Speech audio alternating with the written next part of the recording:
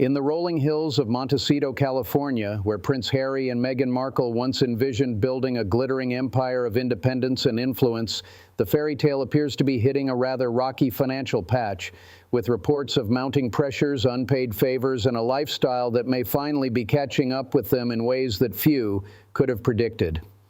Good evening, my dear friends, or good afternoon if you're joining me a little earlier. It is always such a pleasure to sit down with intelligent companies such as yourselves to examine these matters with a clear and steady eye. One has to admit that when the Duke and Duchess of Sussex first arrived on these shores back in 2020, the narrative was one of liberation and limitless possibility. They spoke of financial freedom, of building something meaningful on their own terms, away from the constraints they had known. The Montecito estate they purchased for $14.65 million, 9 bedrooms, 16 bathrooms, a pool, tennis court, and sweeping grounds, was presented as the perfect emblem of that fresh chapter. Yet today, well-placed sources close to their circle suggest this grand residence has quietly become something of an albatross. A substantial mortgage lingers. Annual property taxes alone are said to run well over $280,000, and the ongoing upkeep of such an expansive property in one of California's most exclusive enclaves adds layer upon layer of expense. One begins to see why the sun-drenched Californian dream might now feel more like an obligation than a sanctuary. Security, of course, remains non-negotiable for a couple of their profile. Stripped of the full royal protection they once enjoyed, they now cover the costs themselves. Figures from those in the know place the annual bill somewhere between $2 and $3 million. A well-meaning staff member who has observed their arrangements from a distance once remarked how these outgoings create constant grinding pressure, the sort that turns every budget conversation into a delicate negotiation. Add in the day-to-day running of a large household with young children, private travel, and the general trappings they have grown accustomed to, and the picture starts to sharpen.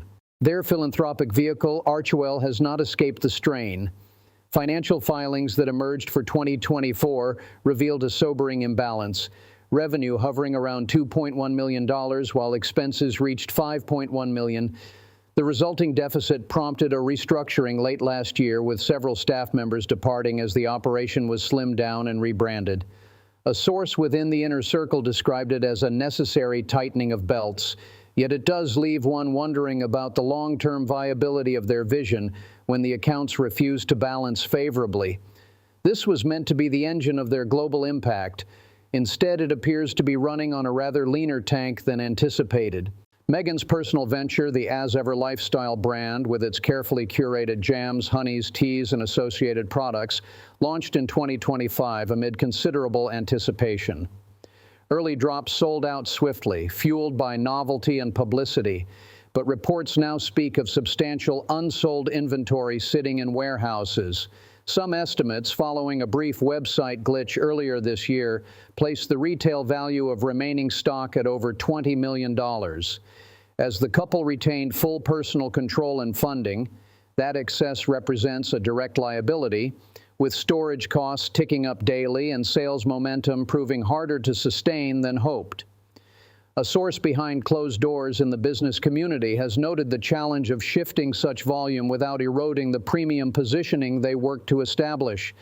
It is a far cry from the effortless commercial triumph some had forecast. On the media front, the picture is equally telling.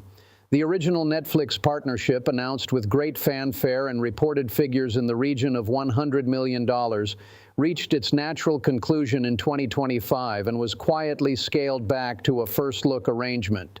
No longer the guaranteed funding of old, but simply priority consideration for future ideas. Several projects failed to generate the sustained viewership required to keep the momentum alive, and the sense among Hollywood insiders is that 2025, billed as their breakthrough year, instead delivered a series of sobering recalibrations. Prince Harry has turned to the private speaking circuit, where engagements can command around $50,000 each. Respectable work, certainly, but hardly the transformative income once projected. Perhaps the most poignant indicator of the shifting tides comes from stories involving one of their earliest and most generous supporters. Tyler Perry, the Hollywood magnate who opened his $18 million Beverly Hills mansion to them during those transitional months, arranged private transport, and according to multiple accounts, extended a substantial loan, reportedly around $14 million, to ease the move into Montecito and cover pressing needs. He even became godfather to Lilibet, yet recent whispers suggest those once warm relations have cooled markedly. A source behind closed doors claims Perry has grown frustrated at being difficult to reach when matters of repayment surface, with one insider quoting him as declaring he has done everything in his power and is now quite finished with the arrangement.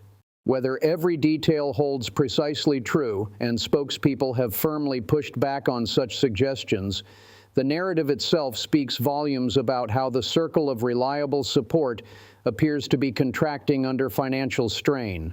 All of this unfolds against a backdrop of high living that shows little sign of scaling back, and one cannot help but detect a touch of irony. Here was a couple who walked away from the structured privileges of royal life in search of autonomy, only to discover that autonomy in Montecito comes with its own unforgiving arithmetic. There have been gentle hints of internal discussions where one voice urges restraint while another pushes for bolder commercial risks, the sort of quiet domestic friction that often accompanies tighter belts.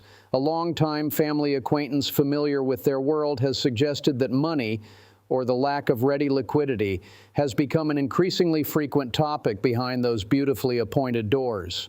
The contrast with the royal family back home is, of course, unavoidable. King Charles continues his steady stewardship. The Prince and Princess of Wales carry out their duties with quiet consistency, and no financial olive branch appears forthcoming despite any reported entreaties. The Sussexes' net worth is still placed in the tens of millions by analysts, helped by the appreciated value of their Montecito home, now said to be worth nearly $30 million. Yet cash is king, and liquidity is where the challenge lies. Speculation swirls about possible downsizing or strategic sales, though parting with the symbol of their reinvention would carry its own emotional cost. My friends, the Sussexes entered this Californian chapter proclaiming a new era of freedom and self-made success. What has emerged instead is a rather more grounded reality, where the bills arrive with relentless regularity and the income streams have proven more elusive than hoped.